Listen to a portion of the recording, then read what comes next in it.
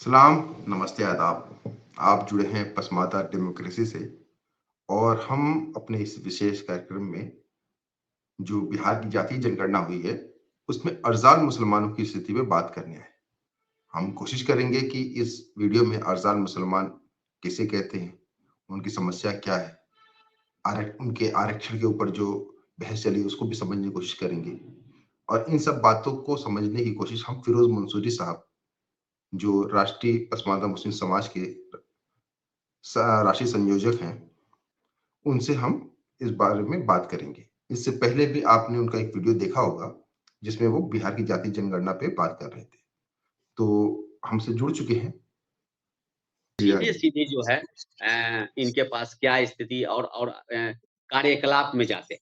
जो असली जी। बात आप जानना चाह रहे थे, कि इनकी हुँ, हुँ। सरकारी नौकरी का क्या स्टेटस है। जी, जी, तो जी। सबसे पहले हम स्टेटस पता लगा लेते हैं शेख सैयद पठान का। चूँकि हम शेख सैयद पठान का लगाते हैं, तभी तो हमको उनका आगे के स्टेटस वाले का पता चलेगा सही-सही, कि क्या हुँ, हुँ। वाक़ई अरज़ाल का अच्छी स्थिति है, कि अज़लाफ़ का अच्छी स्थिति है। तो पहले हमारा शेख भाई की चिंता कर लेनी चाहिए। क्योंकि भाई हुँ, जब उनकी स्थिति अब अगर वैसी होगी तो आगे क्या होगा? आप देखिए, शेख भाई जो हमारा है, वो हुँ, सरकारी नौकरी में रोज़गार जो है इनका, वो है आपको 39,595 हुँ, सरकारी नौकरी में। जिसमें से इसका पॉपुलेशन हो गया 0.79। हुँ, ध्यान रखिएगा, क्यों हुँ। हुआ है? चूँकि मैक्सिमम भाग के तो इधर आ गए, जी, जी। मैक्सिमम भाग के तो उधर अज़लाफ़ जितना भी हमारा शेड्यूल कास्ट की जाती थी, जिसको शर्म हुँ, लग गया कि अपना नट पमरिया बाँट बको बोल देंगे, धुनिया बोल देंगे तो गड़बड़ा जाएगा, तो वो आके शेख बने, तो यहाँ शेख बनने से क्या हुआ डेटा में आके पकड़ा गए। हुँ, 0.79 उसका सरकारी आ गया डेटा। हुँ, सरकारी क्षेत्र में, संगठित क्षेत्र में 1.6 06% और उसके बाद असंगठित क्षेत्र में 2% और उसके बाद कृषक काश्तकारी में 3% और कुल हुँ, मिलाकर के गृहिणी और बाकी जो यहाँ एक बड़ा 4 4 कैटेगरी यहाँ रखा है। यहाँ जो है हुँ, 4-5 कैटेगरी जो बनाया है कार्यकलाप हुँ, में, पहला बनाया सरकारी रोज़गार में कितने हैं, हुँ, दूसरा बनाया है असंगठित क्षेत्र में कितने हैं, तीसरा बनाया है कि स्वरोज़गार कितना लोग कर रहा है, खुद से कितना लोग कर रहा है। तो हुँ। शेख में जो स्वरोज़गार करने वाले लोग हैं, वो 3% है। अब फिर अच्छा। समझिए खेला, कि वो कौन लोग था जो स्वरोज़गार आके यहाँ पर रोज़गार शुरू कर दिया था, 3% और उसके बाद जो है, वो मिस्त्री मज़दूर जो है, वो आपका यहाँ पर 19% है, मिस्त्री हुँ, मज़दूर। हुँ, फिर पता चल गया ना कि कहाँ से आया है ये और 19% कैसे हो गया और हुँ, इसके बाद सबसे ज़्यादा हाँ, और उसके बाद एक बहुत अच्छा चीज़ आप बहुत जान लीजिए, बड़ी बहुत इम्पोर्टेंट चीज़ है। हुँ, कार्यकलाप में बिहार की सरकार ने हर जाति में कौन कितना भिखारी है और कौन हुँ, कचरा बीन रहा है, इसका भी हुँ, सर्वे करवा लिए थे। और ये हुँ, इतना शानदार सर्वे हुआ, इसी से हुँ, पोल पट्टी का खुलने का पता चल गया। पोल हुँ, पट्टी खुल जाएगा आपका कि अरे बाप रे! ये स्थिति समाज की है। अब हुँ, देखिए हुँ, शेख भाई की कितनी बुरी स्थिति है, हुँ, मतलब इतनी बुरी स्थिति है कि हमारे यहाँ शेख भाई जो भिखारी हैं, हुँ, वो हैं आपको पूरे बिहार में 260 हैं। हुँ, 260 व्यक्ति हमारा हुँ। शेख भाई में भीख माँगता है और अच्छा। कचरा चुनता है आपको कचरा चुनता है हमको समझते हैं कचरा हाँ, कचरा चुन रहा है 0.2 हुँ, इतना है और बाकी घर में गृहिणी हाउसवाइफ कितने हैं और विद्यार्थी कितने हैं, तो उसमें उनका प्रतिशत आता है 69 69%। हुँ, तो मोटा-मोटी अब हम सामान्य को छोड़ देते हैं। अब आप अब एक चीज़ और देखिए, इंटरेस्टेड बात। सैयद जो है उनके बारे में क्या कहा जाता है कि वो ज़कात जो ये ज़कात लेगा उस पे हराम हुँ, है ना? तो मतलब सैयद भीख नहीं माँगेगा, हुँ, है ना? भीख नहीं माँगेगा। हुँ, लेकिन बिहार सरकार को देखिए, बड़ा जुल्म किए। ये वहाँ भी पता लगा ली कि सैयद कितना भीख माँग रहा है। हुँ, तो वहाँ देख रहे हैं कि बिहार में सैयद जो है 49 ऐसे लोग हैं जो भीख मांग रहे हैं। हम्म, बड़ा इंटरेस्टेड डाटा है। हम्म, और अब हम पढ़ते हैं, वो वीडियो देखते हैं, तो सैयदों पर जो है ज़कात हराम है, सैयदों पर ये हराम है, जैसे तो वो हराम है। सैयद कुछ भी हो जाएगा, भीख नहीं माँगेगा। लेकिन बिहार सरकार कितना गड़बड़ काम किए हैं कि उनका जो है 49 ऐसा आदमी का पता लगा लिए जो भीख माँग रहे हैं और कचरा भी चुन रहे हैं सैयद। हम्म, अब आप इसको थोड़ा-सा लोग समझे, इस चरित्र को, इस चाल चरित्र को समझे कि बिहार में कचरा चुनने वाले जो सैयद हैं, वो 2 हैं। मतलब कचरा भी चुनता है हमारा सैयद। आप लोग बार-बार झूठ-मूठ का बोलते रहते हैं, सैयद जो है फलाँ ज़मींदार है, राजा है, महाराजा है। अब देखिए कितनी बुरी स्थिति सैयदों की है। हैं? बार-बार जो है ये अच्छी बात नहीं है। इतना माले सैयद के बारे में अब देखिए 49 आदमी भीख माँग रहा है, 2 आदमी उसका कचरा चुन रहा है।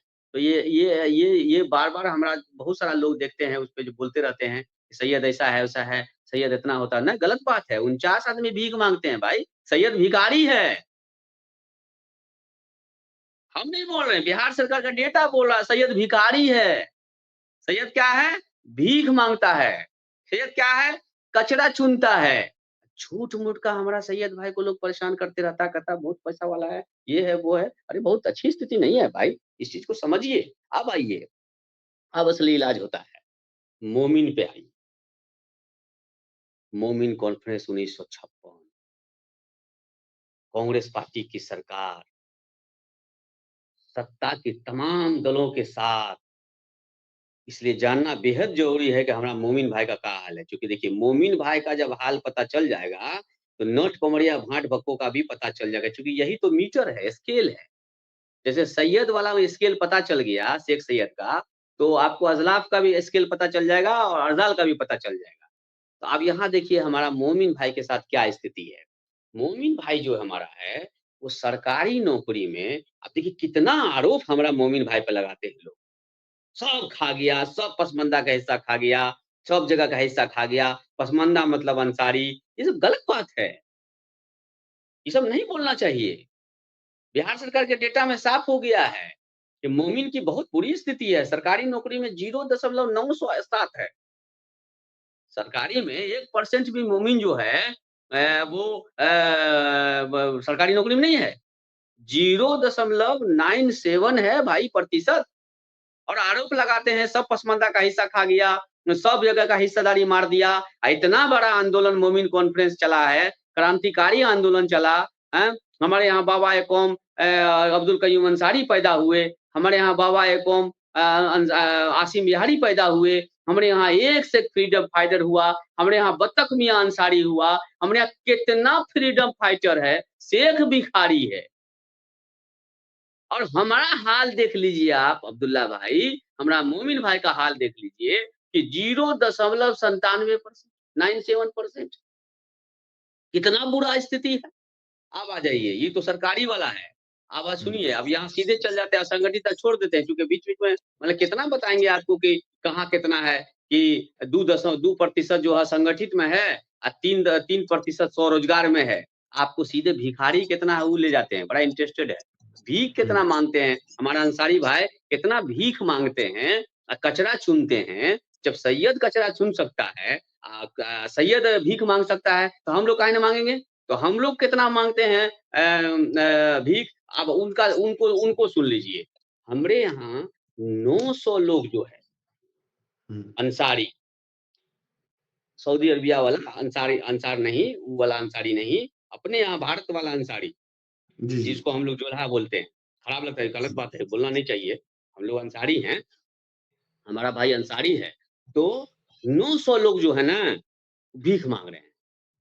अब देखिए मोमिन कॉन्फ्रेंस, इतना बड़ा-बड़ा नेता, इतना बड़ा-बड़ा राज्यसभा, विधानसभा, मंत्रालय, कितना जिला परिषद, कितना मुखिया, कितना सरपंच, अनगिनत इतनी लड़ाई सबसे लड़े, सब बड़े-बड़े लोगों से लड़े और तमाम लोगों को जो है यूनाइट किए, जमीयतुल मंसूर को, जमीयतुल राइन को, सब लोगों को मिला के मोमिन कॉन्फ्रेंस। आप देखिए तो 900 जो है आदमी भीख माँग रहा है। कचरा चुन रहा है, कचरो चुन रहा है हमारा भाई। कचरा कितना चुन रहा है भाई? तो 2 आदमी चुन रहा है। कचरा सिर्फ़ 2 आदमी चुन रहा है। मतलब सैयद जितना कचरा चुन रहा है, उतना कचरा ही हमारा अंसारी भाई चुन रहा है। मतलब 0.02 उसी तरह से 0.02 अंसारी मतलब इस मामले में बिहार सरकार ने सैयद और अंसारी भाई को एक जगह रखा है। मतलब उसके साथ नाइंसाफ़ी नहीं किया कचरा चुनने-उनने वाले। दुनिया में आ जाइए, बिल्कुल, ये बिल्कुल। आपकी ज़्यादा संख्या थी, आपके आपकी लापरवाही ने, आपके नेतृत्व के वजह से ही उनकी जाति की संख्या कम आँकी गई, कम गणना हुआ। हम गाँव तक नहीं पहुँच पाए, अपने लोगों को नहीं समझा पाए, ये हमारी गलती। ये जी, उस समाज की उन लोगों की गलती नहीं है जो अपनी जाति छुपा लिया। आपने जाति की आइडेंटिटी को साफ कुंद कर अपनी छुपा ली, आपने चुप्पी मार ली। आप वर्ग में चले गए, कम्युनिस्ट के कॉन्सेप्ट में चले गए, नहीं हम तो पढ़ लिख के पटना आ गए हैं, तो हमको क्या ज़रूरी है दुनिया क्या करेगा, नहीं करेगा, जो होगा देखा जाएगा। ये स्थिति हमारी हो गई। हमारा अच्छा खासा पॉपुलेशन जो है, वो कहीं पे शिफ्ट कर गया, जिसका खामियाज़ा ये हुआ कि हम लोग जिसको 10% कह रहे थे, वो टोटल पॉपुलेशन में आज के डेट में 20% हो गया और ये 10% हम ही लोग जाके बढ़ा दिए। अब ये मानने के लिए वो तैयार नहीं है, वो खुश है कि हम 20% हैं। अब उसके आधार पर वो सामाजिक हमारा जो हिस्सेदारी था, राजनीतिक हिस्सेदारी, वो खा जाएगा, हमारा जो जगह है वो मार लेगा और हम फिर जो हाल हमारा था वही होगा। इसकी सबसे ज़्यादा जो अर्ज़ाल समाज को और अज़लाफ़ समाज को भुगतना पड़ेगा कि हम लोगों की लापरवाही की वजह से हमारे लोग कहीं और शिफ्ट हो गए और जिसका नतीजा है कि वो मुंडी दिखा के, भीड़ दिखा के, प्रतिशत दिखा के राजनीतिक दलों पर दबाव बना देगा और हमारा आदमी होने के बावजूद भी हम वहाँ पर य उनसे उनसे कम हो जाएँगे और यही जी, हुआ। 11% का समाज 3% पे आ गया और उनको भी क्रॉस कर गए दूसरे लोग। आप सोच लीजिए। तो जी, अब जब हिस्सेदारी जाति की हिस्सेदारी की बात आएगी, राजनीतिक हिस्सेदारी की बात आएगी, तो कहेगा आप तो 3% आप तो 2%, आप तो 1.5%। ये जो बगल में जिसको हम सदा के लिए रखे हुए थे, शुरू से रखे हुए थे, ये तो सही कहता था कि सब शेख है। हम ज़्यादा प्रतिशत में हैं, तो वो बात करेक्ट हो गया और उसको करेक्ट बनाने में किसी शेख सैयद का योगदान नहीं है साथी, उसको करेक्ट बनाने में हमारे लोगों का योगदान है। हम लोग ही जाके हम उनको करेक्ट कर दिए। इसलिए इस पर विमर्श ज़रूरी है, इस डेटा जी, को एनालिसिस करना बहुत ज़रूरी है और हमारे लोग जो जो बार-बार अपने नेतृत्व को हमेशा जो है दिल्ली के राज्यसभा से जोड़ते रहते हैं, उन राज्यसभा के लेवल वाले को थोड़ा-सा नीचे उतरना पड़ेगा, कि आपका आदमी चपरासी नहीं है और आप राज्यसभा के बारे में हमेशा दिमाग लगाते रहते हैं। लोकसभा के बारे में नहीं लगाते क्योंकि वहाँ चुनाव लड़ना पड़ेगा। हमेशा बैकडोर के चक्कर में रहते हैं, बैकडोर के आज बैकडोर करते-करते समाज बैकडोर चला गया। हमारी जाति बैकडोर चलेगी। आज कौन देखेगा हमारे अरजाल समाज में धोबी भाई को? कौन देखेगा नट भाई को? कौन देखेगा पमरिया भाई को? कौन देखेगा भंगी भाई को? हुँ, हमारी बेईमानी की वजह से जो है आज जो है हमारा भाई जो है दूसरी जगह चला गया। आज हम ईमानदार रहते तो मेरा सब भाई, मेरा नट पमरिया भाई जो है, भक्को भाई जो है, मेरा दर्जी भाई जो है, मेरा रंगरेज भाई जो है, वो अपनी जगह कायम रहता, तो आज हम अपना 10% ज़्यादा बढ़ा लेते, तो हम सरकार को कह सकते थे कि हमारी आबादी जो है वो 80% है। हमारे नेतृत्व ने कहीं का नहीं छोड़ा, उनकी निकम्मापन, उनके नकारेपन की वजह से हमेशा राज्यसभा की कुर्सी पर नज़र रखना, उसमें भी बैकडोर से जाने की आदत होना, एमएलसी की कुर्सी पर नज़र रखना, विधायक वाला कुर्सी पे नहीं, क्योंकि फिर जाके चुनाव लड़ना पड़ेगा। तो वहाँ वाला नहीं करके वह ज़्यादातर हमेशा हमेशा समाज को बरगलाते रहे और बरगलाने का नतीजा है कि 56 से बरगलाया गया हमारे समाज को। देख लीजिए ना मोमिन कॉन्फ्रेंस के अंसारी समाज का हाल 0 दशमलव 0 दशमलव पे भाई सर पीटने का मन करता है कि बताइए इतना लंबा राजनीतिक करियर रहा जिसने सत्ता कांग्रेस की सत्ता के साथ खड़े रहे, समाजवादी के सत्ता के साथ खड़े रहे, सोशलिस्टों के साथ खड़े रहे, लालू प्रसाद के साथ खड़े रहे, जनता दल यूनाइटेड के साथ खड़े रहे, उस समाज का स्थिति इतना बदतर है, कौन किसको जवाब देना पड़ेगा? जी। बिल्कुल आप फिरोज़ बच भाई। नहीं सकते। ये बिल्कुल, बार-बार जो कहते थे मोमिन कॉन्फ्रेंस, हमारे अंसारी भाई को आपको जवाब देना पड़ेगा, हमारे गरीब अंसारी भाई को। आपने गड़बड़ कर दिया है। जी, आपके नेतृत्व की वजह से आज हमारा अंसारी भाई 0 दशमलव पर है। वरना आज हमारा अंसारी भाई को कम से कम 4% पे होना चाहिए था। कम से कम अरे नहीं कुछ भी होता तो कम से कम यादव के मुकाबले होना चाहिए था, यादव समाज के मुकाबले 1.2, वो भी उनका भी बुरा हाल है, कम से कम 1% तो होते। इसका मतलब ये हुआ कि जितना मोमिन कॉन्फ्रेंस का मामला चल रहा था, इस पे सवाल है। जी। ये जितना पसमानदा आंदोलन चल रहा था, इस पे सवाल है।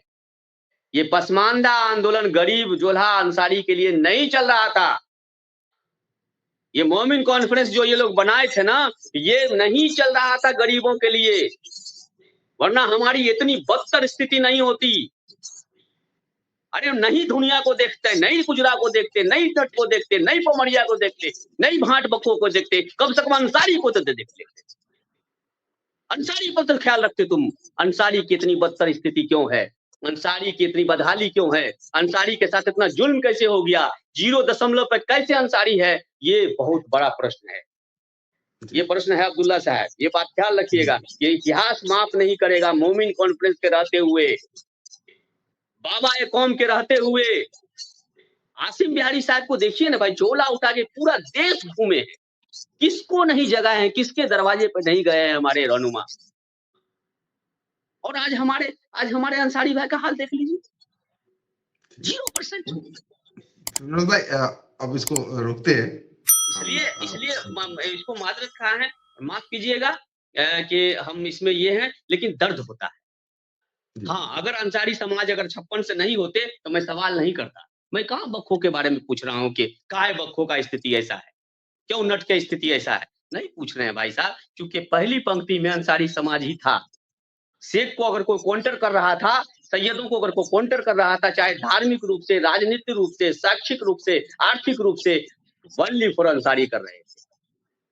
और अंसारी समाज की इतनी बुरी स्थिति, निर्तुत कटघरे में है, सवालिया निशान है मोमिन कॉन्फ्रेंस। क्योंकि जब भी गाली होता था तो जोल्हा है कि दुनिया है। अब जितना जूता जुल्हा पे पड़ता था, उतना जूता ही बराबरी जूता पड़ता था, क्योंकि जैसे नाम निकलता था जोल्हा तो मुंह से निकलता था दुनिया। ये दोनों को अलग करते नहीं थे लोग। अब काफी दोनों का पुराना खानदानी रिलेशन है। अब इनको ले लीजिए, ये बेचारे का जो हाल है, ये आदमी 0.47% जो है, 47% ये सरकारी नौकरी में, जी 0 में। मोमिन भाई कितना है भाई? मोमिन भाई जो है वो 0.86 है। तो उधर 86 हो गया, इधर 47 हो गया। दोनों का देख लीजिए डिफरेंस कहाँ पर है। और इसको अच्छा सुनिए जी, आप देखिए, अभी भी इसको भी बीमारी लग गया है मंसूरी को, कि हम भी जो है दुबई सऊदी अरबिया से आए। अहले मंसूर है, पता नहीं कौन कौन खानदान से जोड़ देता है ये, है ना। इनको भी बीमारी कीड़ा काटा है अशरफिया वाला। तो अशरफिया वाला जो कीड़ा काटा, तो अब ये कितना भीख मांगता है और ये कितना कचरा चुनता है। सैयद को क्रॉस किया कि नहीं किया, तो देखते हैं कंपटीशन में। अंसारी भाई तो नहीं कर पाए, अंसारी भाई बराबर हो गए। अब देखते हैं इसका क्या हाल होता है। दुनिया जो है, ये 415 आदमी, इसका जो दुनिया जो है, मेरे ख्याल से 492 आदमी ये भीख मांगता है। अब देखिए, लेकिन अंसारी से कम भीख मांगता है। वो 900 उनका भीख मांग रहा था, हमारा अंसारी भाई 900 भीख मांग रहे थे। और ये जो दुनिया है, ये आपको 492 लोग भीख मांगते हैं। तो इसमें गड़बड़ा गया, कंपटीशन नहीं हुआ, ये तो इससे आगे हो गया। तो अंसारी से अच्छी स्थिति में दुनिया है जो भीख नहीं मांग रहा। तो पता नहीं, हालांकि क्या मोमिन कॉन्फ्रेंस हुआ नहीं भाई, क्या तो जमीतुल मंसूर चल रहा था। आई मोमिन कॉन्फ्रेंस के स्टेज पर जो अतीकुर रहमान अरबी जो है खूब जाके भीड़ लगाते थे। तो पता नहीं 492 का आएगा, ईवी क्यों नहीं। इनका तो 2000 भीख मांगना चाहिए था, लेकिन डेटा लगता है इसमें शक है। फिर कोई बात नहीं है, 445 492 ये भीख मांगने वाला जो है दुनिया, 492 भिखारी है। और यहाँ भी सैयद और अंसारी के बराबर है कचरा चुनने में। तो कचरा चुनने में तीनों एक है। सैयद भी 0.02, अंसारी भी 0.02 और दुनिया भी 0.02। मतलब कचरा का मामले में, चुनने के मामले में तीनों का एक हाल है। अब आइए हमारा राइन भाई का स्थिति क्या है। राइन भाई सरकारी नौकरी में 0.59। एक आदमी था 47, एक आदमी है 59 और एक आदमी अंसारी भाई जो थे वो 97 थे। है ना? ये अंतर देख लीजिए। और चलिए सीधे उसमें ले चलते हैं कि अब हमारा राइन भाई कितना भीख माँगते हैं। तो वहाँ पर 517 राइन भाई हमारा है। हाँ, 517 है। यहाँ पर राइन को जो है गजट में कुजरा भी बोलते हैं। तो हुँ, राइन या खुजरा भाई हमारा 517 है जो भीख माँग रहे हैं। और यहाँ देखते हैं सैयद का और दुनिया का और अंसारी का रिकॉर्ड टूटा कि नहीं कचरा बीनने में। तो हुँ, यहाँ पर भी आपको राइन भाई भी यहाँ रिकॉर्ड तोड़ दिए। हुँ, ये तीनों का, सैयद का भी, अंसारी का भी और दुनिया का भी। ये हुँ, बेचारा 0.03 जो है, एक आदमी जाकर इनका कचरा ज़्यादा चुन रहा है। ठीक है? वो 2-2 थे, ये 3 है। मतलब कि राइन का 3 आदमी है बिहार में जो कचरा चुन रहे हैं। अब आ जाइए कोल्हैया में। सीमांचल की बात होती है और तस्लीमुद्दीन साहब की बात होती है, तो कोल्हैया जो सरकारी नौकरी में है, वो 0.54 है, 0.54 है। और इ इसके यहाँ कितना लोग भीख माँगते हैं? तो इसके यहाँ भीख माँगते हैं 127 आदमी, इसके यहाँ भिखारी है। और इसके यहाँ मात्र 1 आदमी है जो कचरा चुनता है, 1 आदमी सिर्फ़ है। मतलब उन सैयद से, शेख से सैयद से और अंसारी से, धुनिया से और राइन से कोल्हैया का अच्छी स्थिति है, कचरा चुनने में। 1 आदमी मात्र बोलते हैं। और उसके बाद जो है कोल्हैया हो ही गया, अब आगे आइए थोड़ा-सा अरज़ाल जाति के बारे में जान लें। फ़कीर जो है, वो सरकारी नौकरी में 0.40 पर है, 0.40 पर है। मतलब कि दुनिया के बाद वाला जो कैटेगरी है, वहाँ पर फ़कीर खड़ा है। उसके बाद यहाँ पर फ़कीर जो है भिखारी, अब यहाँ पर भिखारी इनका जो भीख माँगने वाला कौम है, जो भीख माँग रहा है, वाक़ई जो इनका भीख भीख माँगने वाला लोग है, नाम तो बेचारा का रख दिया साईं फ़कीर, फ़कीर साईं रख दिया, लेकिन इसका वाक़ई भीख कितने लोग माँगते हैं? अब ये चीज़ बहुत इम्पोर्टेंट हो गया। नाम हमारा भिखारी, हाँ? और साईं, मदार और हमारा एक्चुअल में भीख कितने लोग माँगते हैं, तो हमारा एक्चुअल में पूरे बिहार में भीख माँगने लोग हैं, भीख माँगते हैं आपको मात्र 0.47 और कुल मिलाकर के मतलब 22% जो लोग हैं, मतलब कि हाँ, भिखारी जो है हमारा 3102 नाम भिखारी, हमको जाति में भीख माँगने वाला जाति बता दिया। हुँ, टोटल पॉपुलेशन जो है 14,734 है, 734 है।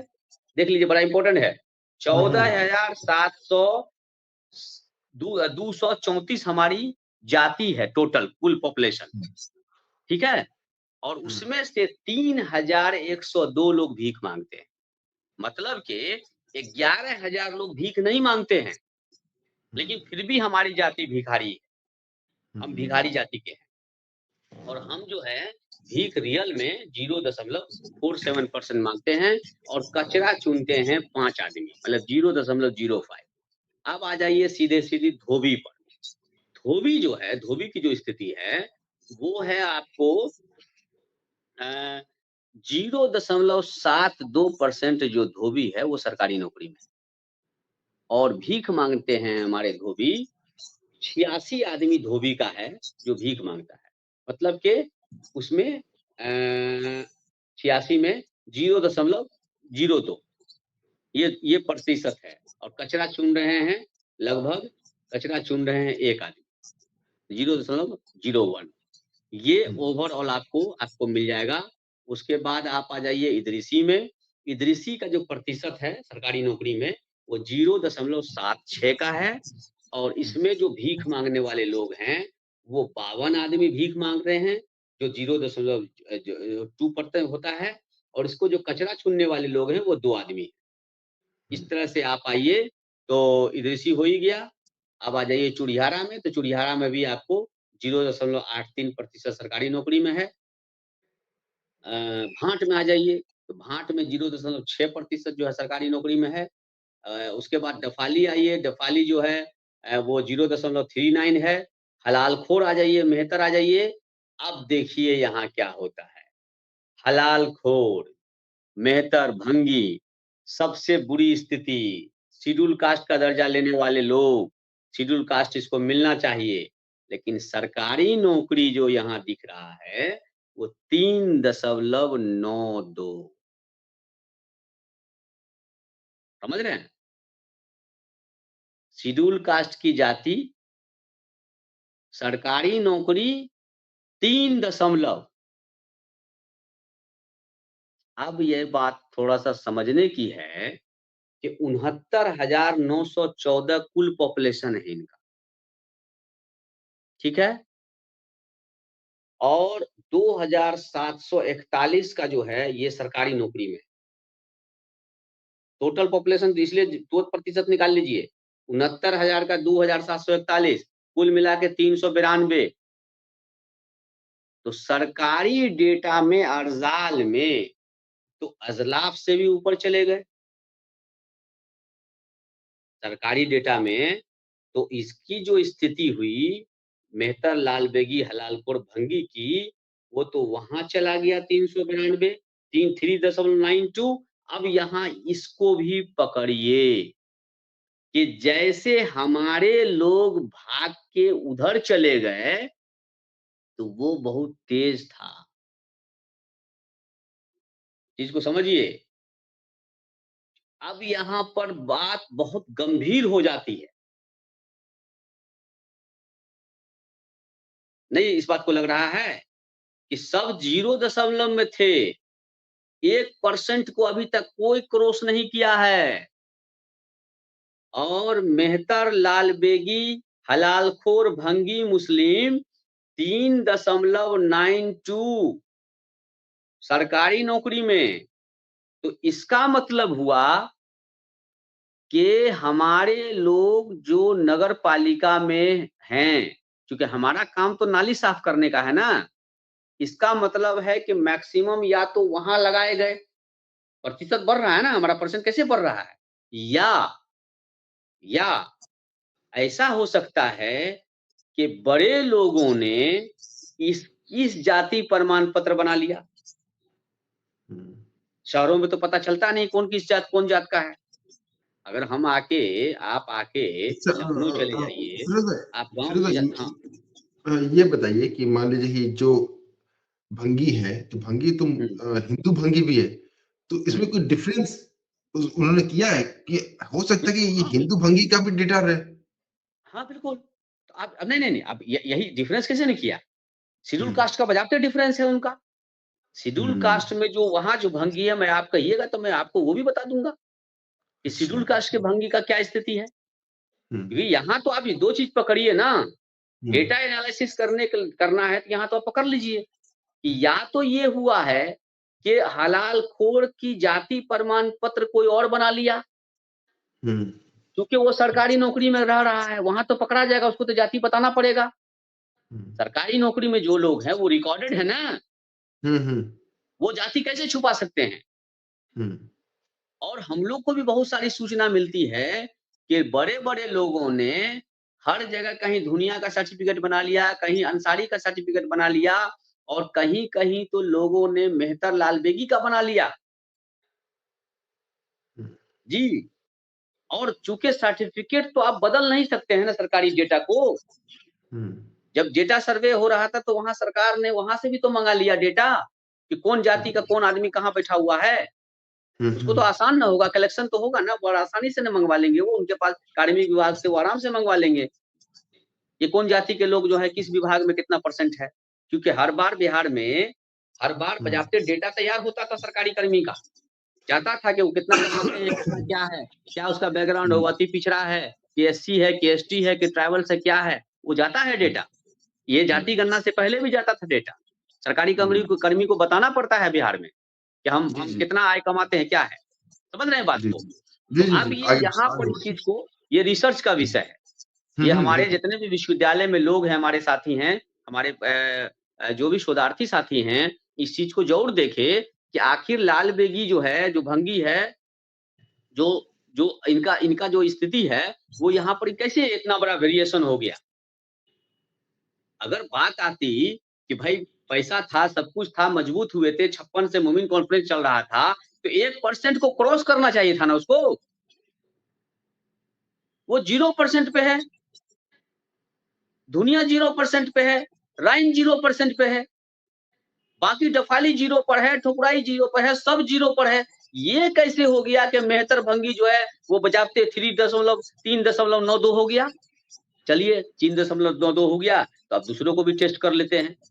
मीर शिकार जो है वो 0.52 है, पमरिया जो है वो 0.42 है, 45 है, इक्वल स्थिति है। नट की स्थिति देख लीजिए, नट जो है वो 0.29 है। आप बताइए, नट, पमरिया, भाट, बक्खो सब 0 पर हैं। एक सिंगल भंगी है, लाल बेगी है, लालखोर है, जो 3.2 प्रतिशत पे जा रहा है, 92 पे जा रहा है। तो इससे 2 बात होगा, 341 का डेफिनेशन हमको आगे जाके ठीक करना होगा। एक पहली बात हो सकती है। दूसरी बात ये हो सकती है, मैं संभावना बता रहा हूँ, मैं किसी पे एलिगेशन नहीं लगा रहा हूँ, ना मैं किसी को ये कर मैं वहाँ बैठा हुआ नहीं हूँ। या फिर ये हो सकती है कि सरकारी नौकरी में हमने अपनी जाति छुपा ली और हमने सबसे लगा सेफ ज़ोन है, पता नहीं चलेगा, तो ये डाल लिया। जिसकी नतीजा है कि बजाते 3 दशमलव जो है वो 92 आ रहा है और इस तरह से हम देख रहे हैं, चीक भी जो 0.47 है। अच्छा, फिरोज भाई, मैं संभावनाओं पे बात कर रहा हूँ कि नगर पालिका ये जॉब ऐसी है कि कोई और जाति नहीं करना चाह रही है, तो इसलिए हो सकता है कि नगर पालिका में यही जाति जाती है, तो इसलिए इनको नौकरी मिल गई हो, ऐसा संभावना हो सकती है ये भी हो सकता है, लेकिन एक आप जान लीजिए, हम्म, बहुत ऐसे नट हैं, मैं बहुत ऐसे नट को जानता हूँ। आपको याद होगा, या जो मैं खुल के मैं बता भी देता हूँ कि रामविलास पासवान जी के एक बहुत क्लोज एक ये थे, बॉडीगार्ड थे। वो खलीफा जाति के थे, नट जाति के थे, लेकिन वो उनको सुविधा मिली हुई थी एससी का। वो वहाँ पर जो सर्विस कर रहे थे, वो ज़ाहिर-सी बात है रामविलास पासवान जी के बॉडीगार्ड थे, तो एएसआई से कम थोड़े होंगे। कम से कम अगर कुछ होंगे तो एएसआई से कम नहीं होंगे। लेकिन आप देखिएगा कि वैशाली के थे और वो हाजीपुर के थे और वो नमाज़ भी पढ़ते थे, रोज़ा भी रखते थे, सब कुछ करते थे। लेकिन थे, ठीक है? तो एक तो ये मामला है कहीं न कहीं कि हो सकता है हम अपनी जाति छुपा लिए हों या हो सकता है हम शेड्यूल कास्ट में ही हो गए हों। भले हम नहीं बोल रहे हों कि हो भाई चलो हमारा तो चूँकि जैसे हम मुसलमान बोलेंगे, हमारा अति पिछड़ा बोलेंगे, मेरा छीना जाएगा। जी जी जी, ये मैं तो इस क्लियर है ना संभावना को समझ रहा 341 हूँ। में। जी जी, बिल्कुल 341 में तो बिल्कुल क्लियर किया हुआ है। क्लोज़ सेक्शन 3 में, क्लोज़ 3 में तो क्लियर किया हुआ है कि अगर आपको वो फैसिलिटी चाहिए, तो आपको वो होना पड़ेगा, मतलब जो आप थे। जी जी। आपको पूर्व में जो थे, आपको कुछ बताना पड़ेगा। आज भी हमारा खटीक भाई को, आज भी हमारा जो है भंगी भाई को, आज भी हलाल खोर को एससी का दर्जा मिल सकता है। अगर आज भी वो कह दे कि हम मुसलमान नहीं हैं, तो आज के डेट में मिल सकता है। वो आज के डेट में जाके शेड्यूल कास्ट का दर्जा ले सकता है अपना। कोई 341 की ज़रूरत नहीं है उसको, 341 की लड़ाई लड़ने की ज़रूरत नहीं है। लेकिन दिक्कत ये है कि अगर कलमा पढ़ लिए हैं और मुसलमान हो गए हैं, तो वहाँ पर साफ अनटचेबिलिटी का मामला, वो कहता है नहीं आपके यहाँ बराबरी है। क्योंकि जितना भी काम जो है हमारे उलमाओं ने, हमारे लोगों ने, पढ़े-लिखे लोगों ने, अशराफों ने, उनको जाके कह दिया कि हमारे यहाँ कोई छुआ-छूत नहीं है। सर्टिफ़िकेट दे दिया है जाके वहाँ। और एससी बनने के लिए छुआ-छूत ज़रूरी है। अनटचेबिलिटी जो है वो एक बहुत ही एथनिक रिपोर्ट में पैरामीटर है, एक कसौटी है। एथनिक रिपोर्ट जाता है किसी जाति को डिफाइन करने के लिए, बजाते रिपोर्ट बनता है और उसमें वहाँ पर क्लियर है कि मुसलमान जैसे है, वहाँ कोई गैर बराबरी नहीं। किसकी वजह से हम मारे गए हैं? कौन उसको डेफिनेशन बताया था? कौन डेफिनेशन बताया था वहाँ जाके? हमारे लोग तो पढ़े लिखे थे ही नहीं, इसके वजह से आज हम मारे गए। 341 से हम बाहर हो गए, 341 से हम बाहर हो गए, शेड्यूल कास्ट तो छोड़िए, 342 में भी हम नहीं हैं आज के डेट में।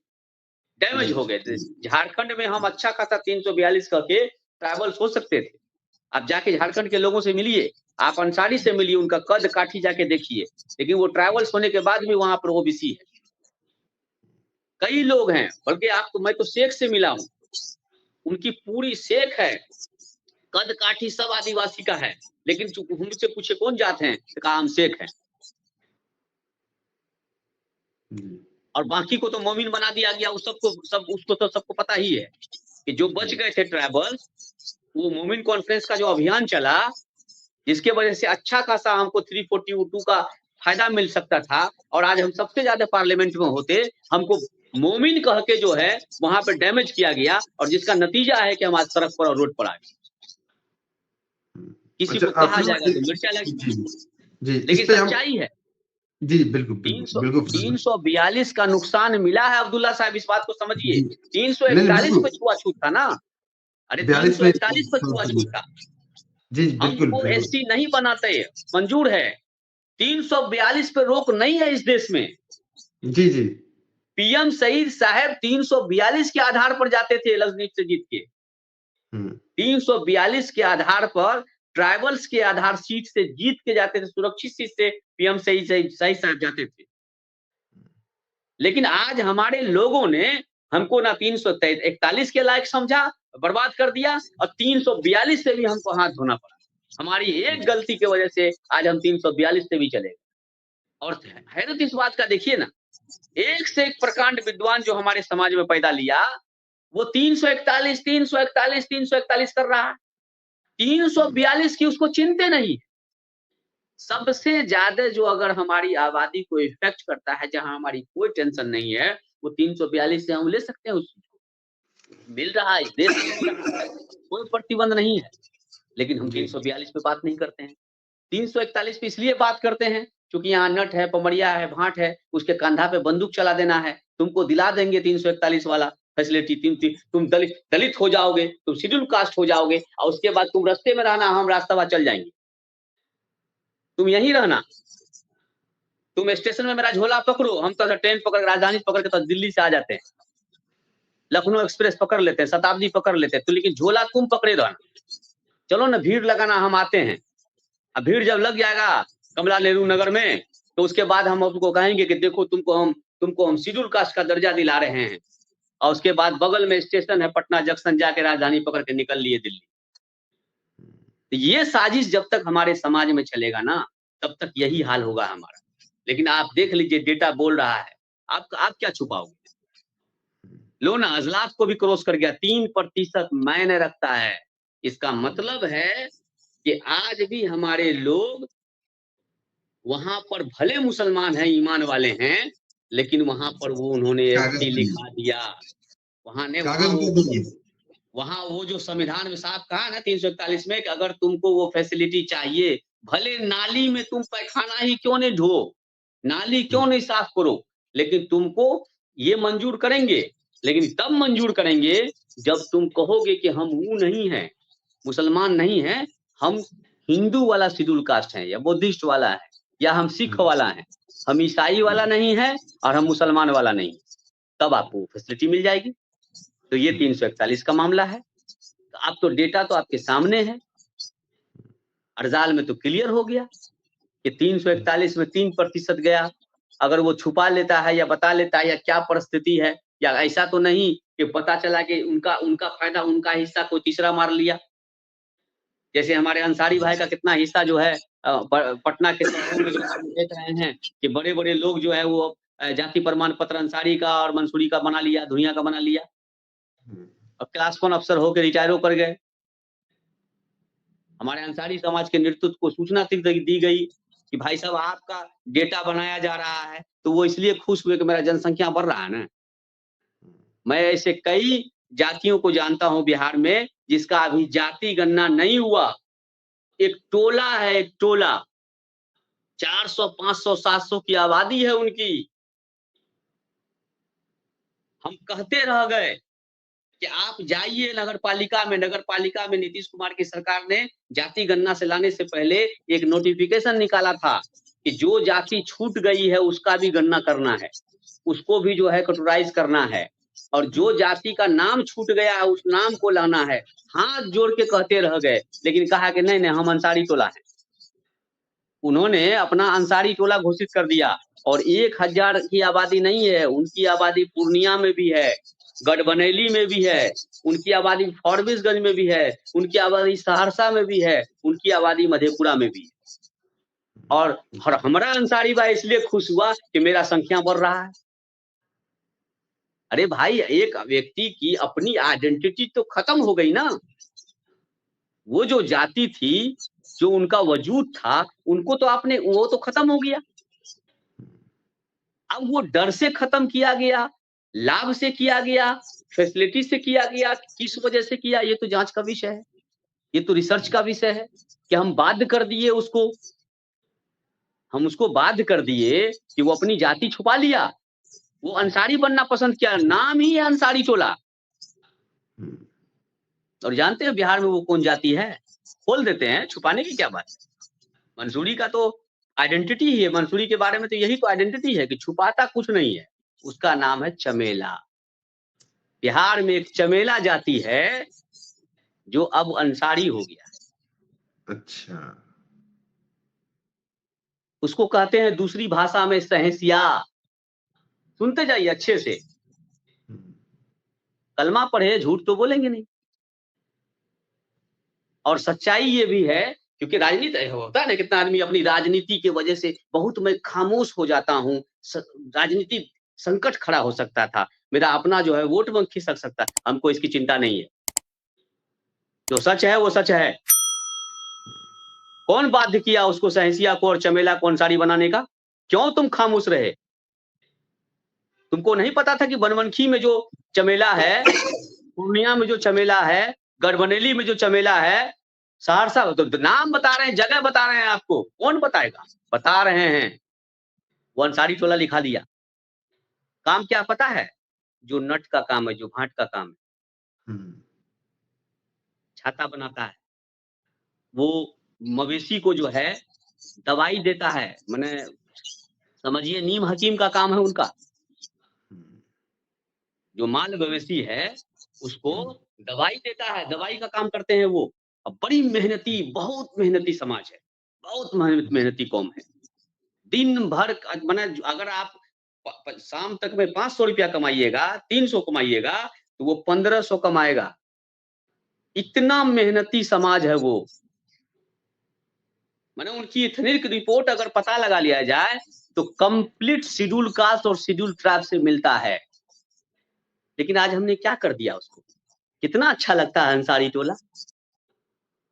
और जानते हैं जहां पर वो अंसारी टोला लिखा है वो अति पिछड़ा का ही जगह है। ऐसा नहीं था कि कोई शेख का जगह था, कोई शेख जुल्म कर दिया या सैयद जुल्म कर दिया इसलिए वो अपना जाति छुपा लिया, नहीं, वो अति पिछड़ा का ही टोला है। और बाकी अति पिछड़ा की हिम्मत नहीं हुई अपनी जाति बनाने की, अपना टोला बनाने की। ये भी आपका हैरत लगेगा, ये भी हैरत लगेगा कि बाकी लोगों ने अपना टोला नहीं रखा नाम, उसने अपनी सुरक्षा के नाम पर अंसारी टोला बता दिया। और आज अभी जनगणना का वही आया है, अभी वोटर लिस्ट आया है, तो उस टोला में और सबका नाम लिखा हुआ है कुछ और, माने पूरा टोला का क्लियर है कि जो अक्सर मुसलमानों की बस्ती का नाम होता है, उसके टोला का नाम लिखा हुआ है अंसारी टोला। अब सोचिए, जब सरकार ने आपको कहा कि भाई अगर आप कोई जाति छूटा है, आपका कोई जाति नहीं आ पाया है, कोई जाति बनी हुई है जिसके बारे में चिन्हित नहीं हो पाया है, अब चिन्हित हुआ है। बिहार में ऐसी भी जाति है जिसका 45-50 आदमी है, 200 आदमी है, संख्या हो गया, उन्होंने अपनी जाति बताया, उन्होंने क्लियर किया अपनी जाति को। मतलब मैं उस जाति को भी क्लियर कर देता हूँ, आपको लगेगा कि हम किस जाति की बात कर रहे हैं। मतलब एक भास्कर जाति है बिहार में, ओनली फॉर 37 आदमी है। कहा मैं हूँ, मेरी जाति है, भास्कर हूं मैं। एक कुरकू जाति है, कुरकू, उन्होंने कहा कि हम 102 हैं, ओनली फॉर 102, पूरे बिहार में 102 ही है, कुरकू जाति है वो। एक सोता है, वो 107 है। एक पहिरा है, 226 है, एक खेलटा है, 246 है। लेकिन जहां इतनी बड़ी आबादी आपकी थी, 35 से 40% आबादी थी, इसमें मैट्रिक लगाइए, जहां आपकी 35 से 40 हजार, 50 हजार, 2 लाख आबादी थी, आपने क्या कर दिया? आपको लगा कि मेरी संख्या बढ़ रही है, मेरी संख्या बढ़ रही है, और आप वहां खामोश हो गए। कितना बड़ा एक जाति का वजूद खत्म हो गया। तो ये स्थिति हुई है बिहार में। जी। कुल मिला के आप देखिए, जाति क्लियर कट हो गया, सामान्य की क्या स्थिति है, अर्ज़ाल हुँ, की क्या स्थिति है, अज़लाफ़ की हुँ, क्या स्थिति है। एक रिसर्च जो मेरे सामने आपके सामने आया है, कि हम कभी सोचे भी नहीं थे कि जिसको हम अर्ज़ाल में सबसे ज़्यादा ये समझ रहे थे कि बुरा हाल है हुँ, नौकरी के सरकारी नौकरी में, तो वो है। हुँ, लेकिन इसका मतलब ये भी हुआ कि सब कुछ हम बड़े-बड़े जगह का सब कुछ खाएँगे, हिस्सा हुँ, लेंगे, हुँ, लेकिन नाली साफ करने वाला जो कॉम्पिटिशन होगा, हुँ, बाथरूम साफ करने वाली जो काम होगा, वो हुँ, आज भी शूद्र समाज को, आज भी हमारे हलालखोर भाई को, आज भी भंगी भाई को, भले सरकारी नौकरी में 3 दशमलव जो है फलना आ जाए, अब सोचिए ना, जो हाल वहाँ पर आप देखे हैं उनका, वो हाल डोम का है। 3 दशमलव वो भी सरकारी नौकरी में जो है 1.24 है, अच्छा। वो भी 1% है। लेकिन हुँ, हमारा देख लीजिए वहाँ पर हलालखोर के साथ कि 3% 3% को भी क्रॉस किए हैं, ये विमर्श का विषय है। जी। अच्छा जाति फिरोज़ भाई आइडेंटिटी हाँ, ये विमर्श का जी, विषय जी, है। बिल्कुल। और अच्छा इसके फिरोज़ भाई बावजूद भी अब अच्छा एक चीज़ और है, कि अब हम आँख मूंद के नहीं कह सकते हैं कि इनकी बहुत बुरी स्थिति है सामाजिक तौर पे, आर्थिक तौर पे, राजनीतिक तौर पे, नहीं ऐसी बात नहीं है। राजनीतिक तौर पे कह सकते हैं, हिस्सेदारी के सवाल पे कह सकते हैं, लेकिन आर्थिक सवाल पर कामकाजी सवाल पर बाकी जाति की तुलना में इनकी स्थिति वाक़ई डमाडोल है। लेकिन अगर पसमानदा के तुलना में पसमानदा को किया जाए, अर्ज़ाल की तुलना में अर्ज़ाल को किया जाए, तो वहाँ पे आपको यहाँ की इसकी स्थिति सबसे अच्छी है, सबसे अच्छी है। फिर भी ये शोध का विषय है, रिसर्च का विषय है, डेटा है ये भी हो सकता है तो उसको चैलेंज भी किया जा सकता है। फिर से रिसर्च होगा, फिर से बेहतर होगा। कुल मिला के नीतीश कुमार जी ने एक बड़ा अच्छा काम किया कि जाति गणना हमारे सामने है कि आज हम कम से कम इस पे बात कर रहे हैं और हम तमाम फिर से अपने समाज के ख़ास करके अर्ज़ाल समाज के अज़लाफ़ समाज के लोगों को कहेंगे, नेतृत्व जो कर रहे हैं, ईमानदारी से अपने समाज की खबर लीजिए।